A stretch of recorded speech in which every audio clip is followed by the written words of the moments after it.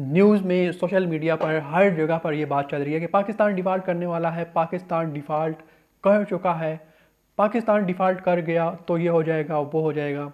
ये टॉपिक इतना current affair बन चुका है कि मैंने सोचा इसके बारे में अब बात कर ही लेनी चाहिए। तो इस वीडियो में हम यही बात करेंगे कि पाकिस्तान अगर डिफ़ॉल्ट कर गया तो क्या होगा, डिफ़ॉल्ट होता क्या है, हिस्ट्री में जिन मुल्कों ने डिफ़ॉल्ट किया था उनके साथ क्या हुआ, पाकिस्तान अगर डिफ़ॉल्ट कर गया तो इसके साथ क्या होगा, डिफ़ॉल्ट से हम बाहर कैसे निकलेंगे, डिफ़ॉल्ट के दौरान जो मुल्क के लोग हैं, जो कौम है, जो अवाम है, उन पे क्या बीतेगी, क्या वो भूख से मर जाएंगे और कितने परसेंट चांसेस हैं पाकिस्तान को डिफ़ॉल्ट करने के और कितने दिनों के बाद हम डिफ़ॉल्ट करने वाले हैं। तो ये सारी बातें हम इस वीडियो में डिस्कस करेंगे। सबसे पहले हम ये समझते हैं कि डिफ़ॉल्ट होता क्या है। मेरा एक दोस्त है, उसने बैंक से 5 करोड़ रुपए का कर्ज़ा लिया और उसने अपने घर को गिरवी रखवा दिया। अब सीन ये है कि 8 महीने लगातार वो बैंक के जो लोन की किस्तें थी वो अदा कर नहीं पाया और बैंक वालों की नज़र में वो डिफ़ाल्टर बन गया। अब बैंक वालों ने उसका जो नाम है वो डिफ़ाल्टर्स की लिस्ट में डाल दिया है। अब वो छुप रहा है, फिर रहा है, लोगों की मिन्नतें कर रहा है कि मुझे कोई पैसे दे ताकि मैं बैंक की जो किस्त है वो अदा करूं, किसी ना किसी तरीके से मेरा घर बच जाए, मेरे जो एसेट्स हैं वो बच जाए। तो दिस इज़ डिफ़ाल्टर। यानी कि अगर एक बंदा किसी बैंक से या किसी दूसरे बंदे से लोन लेता है और फिर वो उस लोन को वापस अदा नहीं कर पा रहा, उसकी किस्तें अदा नहीं कर पा रहा, तो वो डिफ़ाल्टर हो चुका है। और इसका सबसे बड़ा नुकसान क्या होता है कि आपकी जो क्रेडिबिलिटी है वो ख़त्म हो जाती है। बेशक आपने किसी बंदे से ना 5,000 रुपये लिए और उसको वापस नहीं कर पाया आप टाइम पे, और उसने जाके सबको बता दिया कि यार इसने ना मुझसे पैसे लिए थे और इसने वापस नहीं किए। अब लोग नहीं पूछेंगे कि इतने पैसे थे, लोग पूछेंगे बस इसको तो पैसे देने ही नहीं है ना। और यही सीन होता है मुल्क के साथ भी। अल्लाह ना करे अगर हम डिफ़ॉल्ट कर जाते हैं तो जो छोटे छोटे मुल्क हैं ना वो भी हमें पैसे नहीं देंगे। लाइक हम कहेंगे यूएई है, जो छोटे छोटे मुल्क हैं जिनको हर वक्त हमारी आर्मी की ज़रूरत रहती है, वो भी कहेंगे कि यार नहीं ये तो डिफ़ॉल्ट, ये तो पहले ही भूखे हो गए हैं, ये हमें वापस कैसे करेंगे कर्ज़ा। तो ये सीन होता है कि जब आपका मुल्क डिफ़ॉल्ट हो जाता है तो उसकी क्रेडिबिलिटी ख़त्म हो जाती है और जो पूरे ममालिक हैं वो आपस में एक इत्तेहाद बना लेते हैं, आपको कर्ज़ा नहीं देते। और इसी वजह से जितने भी ममालिक हैं ना, इवन कि तुर्की, सऊदीया और गल्फ़, ये सारे ये कह रहे हैं कि अगर आपको आईएमएफ ने कर्ज़ा दिया तो हम आपको कर्ज़ा देंगे, वरना नहीं देंगे। तो मेरे ख्याल से आपको ये तो समझ आ गया होगा कि डिफ़ाल्टर होता क्या है। अब हम चलते हैं कि अगर पाकिस्तान डिफ़ॉल्ट कर गया तो क्या होगा। अगर हमारा मुल्क डिफ़ॉल्ट करता है, अल्लाह ना करे, सबसे जो पहला काम होगा वो ये होगा कि जो इम्पोर्ट्स हैं वो बंद हो जाएंगी। मिसाल के तौर पे एक बंदे के पास जो है पैसा नहीं है कर्ज़ा वापस करने के लिए, ज़ाहिर सी बात है वो बाहर से तो कोई चीज़ खरीद नहीं सकता क्योंकि उसके पास तो कैश है ही नहीं। और पाकिस्तान के जो फॉरेन रिजर्व्स हैं वो मेरे ख्याल से $2 बिलियन रह गए हैं। यानी कि बिल्कुल हम हम एक स्टेप दूर हैं डिफ़ाल्टर होने से। और इसमें सबसे जो बुरी बात है ना वो ये होगी कि चले खाने की चीज़ें, लग्जरी चीज़ें वो तो हम इंपोर्ट नहीं कर पाएंगे, लेकिन जो मेडिसन्स होती हैं और सबसे जो पावरफुल चीज़ है वो है पेट्रोलियम इंडस्ट्री। क्योंकि हमारी सारे के सारी जो एनर्जी है वो हम प्रोड्यूस करते हैं पेट्रोलियम से। और अगर अल्लाह ना करे मुल्क डिफ़ॉल्ट करता है तो पेट्रोल की शार्टेज होगी, पेट्रोल की शार्टेज होगी यानी कि एनर्जी की शार्टेज, एनर्जी की शार्टेज यानी कि जो हमारी बिजली है ये ख़त्म हो जाएगी। आपको याद रहे कि जब श्रीलंका में डिफ़ॉल्ट हुआ था तो पूरे 7 दिन लाइट नहीं थी। और जब लाइट आती है तो भी थोड़े टाइम के लिए आती है और वो भी बहुत महंगी मिलती है। And the second thing is कि पेट्रोल नहीं मिलता, लोग लाइनों में लगते हैं। आपने सुना होगा न्यूज़ में कि श्रीलंका में कितने लोग लाइनों में लगे लगे मर गए। इवन के लोग हफ्ता हफ्ता लगे रहे लाइनों में, तब जाके उन्हें पेट्रोल मिला। और ये कंडीशंस कुछ माह तक चलती है, यानी कि 3-4 मंथ चलेगी। और वो भी पेट्रोल वो होगा जो कुछ ममालिक आपकी मदद के तौर पे आपको देंगे, बहुत महंगा देंगे। और जितनी भी इम्पोर्टेड चीज़ें हैं वो बंद हो जाएंगी। And one more thing, pensions, तनख्वाहें सब कुछ रुक जाएगा। और जिन लोगों का पैसा बैंकों में होगा, गवर्नमेंट उन पे लिमिटेशंस लगा देगी। लिमिटेशंस इस तरह से कि आप $300 जो है ना एक वीक में निकलवा सकोगे। यानी कि एक लिमिट रख देगी कि $30,000 और ₹30,000 सॉरी, आप जो है ना इतने जिसका रिज़र्व है, लाइक एक बंदे के अगर 10 लाख रुपए हैं तो वो ₹30,000 एक मंथ में निकलवा सकेगा। और इस तरह पैसा तो आपका अपना ही होगा, लेकिन उस पर भी रिस्ट्रिक्शंस लग जाएंगी। और इधर से क्या होगा कि चीज़ें महंगी हो जाएंगी। लाइक जो डॉलर है वो प्रिडिक्टेड है कि अगर हमारा मुल्क डिफ़ॉल्ट करता है तो डॉलर चला जाएगा 400+। सेम पेट्रोल के साथ भी यही होगा। अब पेट्रोल 400+ पे गया तो जाहिर सी बात है कि जहाँ पे आपका खर्चा जो है वो 20,000 था, अब वो 80,000 पे चला जाएगा। यानी कि आपका जो पैसा है, जो आपकी करेंसी है, वो डिवैल्यू हो जाएगी। जैसा कि वेनेजुएला में हुआ कि लोग रेडियो पे पैसे रख के लेके जा रहे थे ब्रेड लेने के लिए। अल्लाह ना करे कि पाकिस्तान में ऐसे हालात आएँ, लेकिन पाकिस्तान की खुशकिस्मती ये है कि हम एक फूड प्रोड्यूसिंग कंट्री हैं। तो लाइक सब्ज़ी जो है वो तो बाहर से नहीं आती, चावल तो बाहर से नहीं आते, हम इसको आगे डिस्कस करेंगे।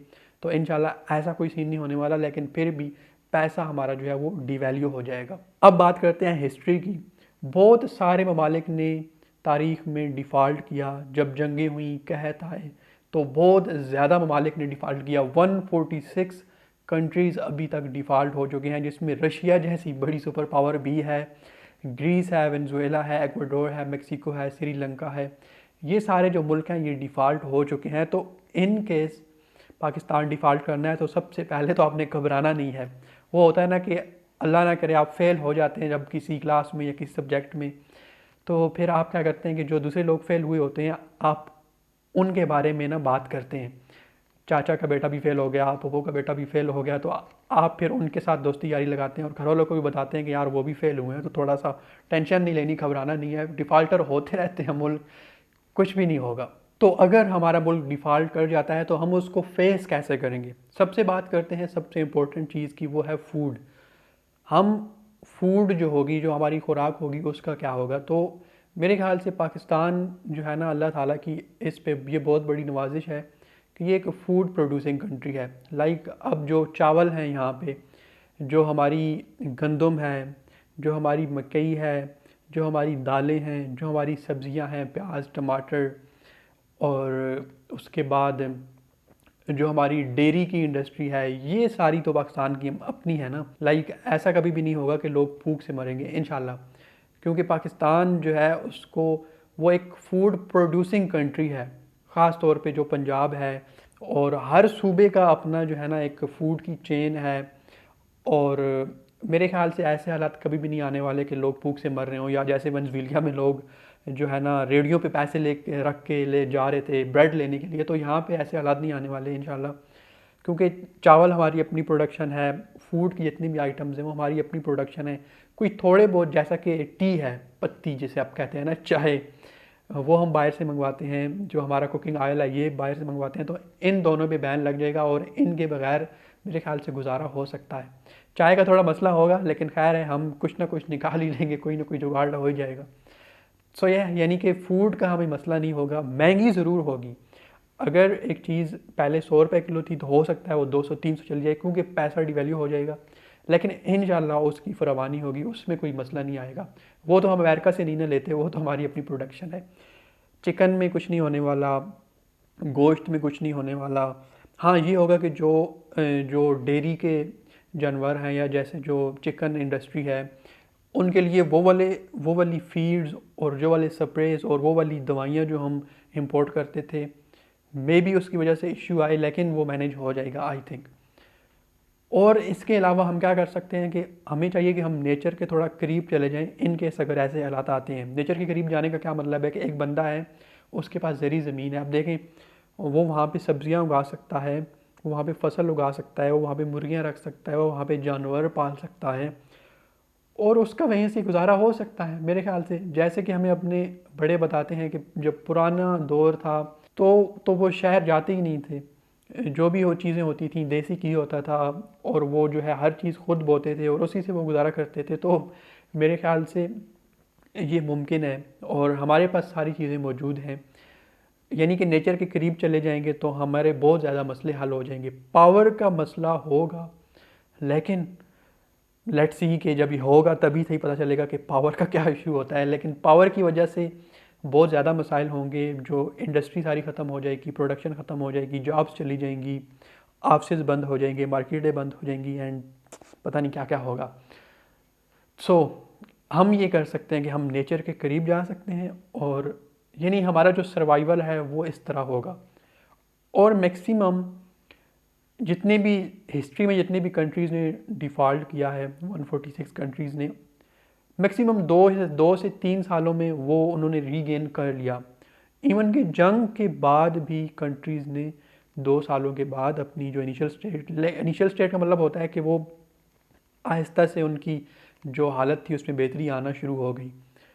और जिस तरह की पाकिस्तानी अवाम है और जिस तरह के हालात चल रहे हैं, लाइक हमारी जो अयाशियाँ हैं ख़ास तौर पे, इवन कि आपने देखा होगा वो जो सेनेटर मुश्ताक बता रहे थे कि किसी जज की वो तनख्वाह बता रहे थे कि उसकी पेंशन 10 लाख रुपए है, और उसको 3000 बिजली के यूनिट्स और पता नहीं कितने लीटर पेट्रोल फ्री में दिया जाता है। इवन कि जो साहब चौधरी, आई डोंट नो उसका पूरा नाम क्या है उनका, साकिब निसार साहब जो हमारे जज रिटायर हुए थे, इट इज़ नॉट फैक्ट, मुझे सही नहीं पता, लेकिन कहीं से सुना है मैंने कि उनकी जो पेंशन है ना वो 1 करोड़ रुपए है।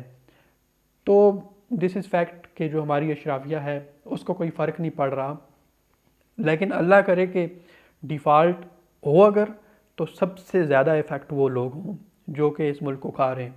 गरीब जो है वो तो पहले ही जो है ना दाल पे और सब्जियों पे गुजारा कर रहा है, तो मेरे ख्याल से वो तो फिर भी गुजारा करता रहेगा, आटा तो इंशाल्लाह मिलता ही रहेगा। तो अब फूड का मसला तो हल हो गया। अब आते हैं जो फाइनेंशियल स्ट्रेंथ है, यानी कि एक बंदा है उसके पास 1 मिलियन रुपए हैं, तो वो क्या करे, क्योंकि पैसा तो डिवैल्यू होगा।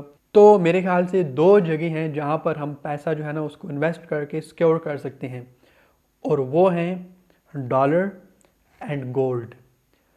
डॉलर जो है जैसे ही आपकी करेंसी डिवैल्यू होगी, डॉलर जो है, जिन लोगों के पास डॉलर्स हैं उनकी वैल्यू बढ़ जाएगी, जिन लोगों के पास गोल्ड है उसकी वैल्यू बढ़ जाएगी। मेरे ख्याल से यही 2 एसेट्स रह गए हैं।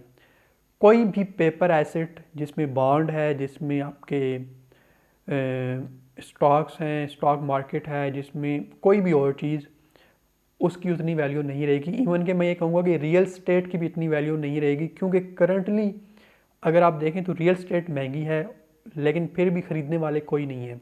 श्रीलंका में क्या हुआ कि हर बंदा जो है ना वो रियल स्टेट को बेच के बाहर मूव करना चाहता है, लेकिन रियल स्टेट ले ही कोई नहीं रहा। उसकी वैल्यू इतनी कम हो गई है रियल स्टेट की कि यानी 10 फोल्ड वो कम हो गई है।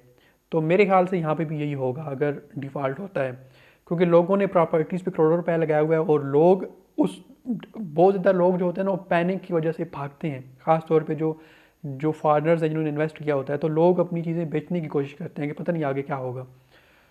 तो यह रियल स्टेट मेरे ख्याल से अच्छी मार्केट नहीं है इस दौर में इन्वेस्ट करने के लिए। गोल्ड और डॉलर्स, और सबसे बेस्ट तो मैं कहूँगा कि डॉलर्स। अगर आपके पास पैसे हैं तो डॉलर्स ले लें अभी, और उस पर रिस्ट्रिक्शंस ऑलरेडी लग चुकी हैं कि आप जो है ना वो लिमिटेड ही पैसे जो है ना उनसे आप डॉलर्स खरीद सकते हैं। यानी कि जो हमारे फाइनेंशियल एक्सपर्ट्स हैं उन्होंने पहले ही इस चीज़ को नज़र में रखा हुआ है। तो गोल्ड आप खरीद सकते हैं, और यही 2 वेज़ हैं अपनी फाइनेंशियल स्ट्रेंथ को सिक्योर करने की। तो जो सबसे कंसर्निंग बात है वो ये है कि अगर हम हिस्ट्री में देखें जिन ममालिक ने डिफ़ॉल्ट किया था, तो जिनमें श्रीलंका है उसकी पॉपुलेशन थी 22 मिलियन, लेबनान था उसकी पॉपुलेशन 5 मिलियन, एंड अनफॉर्चुनेटली जो हमारी पॉपुलेशन है दैट इज़ 230 मिलियन। ये थोड़ी सी मसला है, परेशानी है कि हमारी पॉपुलेशन बहुत ज़्यादा है और हम 5th लार्जेस्ट पॉपुलेशन है, और अगर इस तरह के हालात में हम डिफ़ॉल्ट करते हैं तो दैट विल इफ़ेक्ट। लेकिन अगेन एक सहारा भी है कि फूड प्रोडक्शन का जो ज़्यादा चेन है वो मुल्क की अपनी है। एनर्जी क्राइसिस होगा, उसकी वजह से बहुत मसाइल होंगे, ख़ास तौर पे प्रोडक्शन को, फ्रीलांसर्स को। बहरहाल हिस्ट्री में जो ममालिक थे वो डिफ़ॉल्टर होते थे, फिर जो है वो अपनी स्टेज को रीगेन कर लेते थे। एक जो कंसर्निंग पॉइंट और है वो ये है कि जो पॉलिटिकल सिचुएशन है वो स्टेबल नहीं है, और ये भी एक वर्स कंडीशन होती है। इवन कि कुछ अगर आप देखें ना, हमारे मुल्क का एक हिस्सा जो था वो जंग ज़दा था, कुछ इलाकों में जंग लगी हुई थी, लेकिन फिर भी मुल्क चल रहा था। मुल्क की जो यानी जो एक्सपोर्ट्स हैं इंपोर्ट्स हैं वो चल रही थी, मुल्क के रिजर्व्स बढ़ रहे थे। यानी कि पॉलिटिकल इंस्टेबिलिटी का इतना बड़ा रोल है कि वो जंग से ज़्यादा ख़तरनाक है एक मुल्क की मीशत के लिए। एंड यस, आखिर में मैं यही उम्मीद करता हूँ कि अल्लाह करे कि हम इससे बच जाएँ, और अल्लाह करे कि हमारा जो मुल्क है वो माशी तौर पे खुद कफ़ील बने, और ये तभी बनेगा जब आप और मैं हम माशी तौर पर खुद कफ़ील बनेंगे। तो मिलते हैं आपसे अगली वीडियो में, तब तक के लिए अल्लाह हाफ़िज़।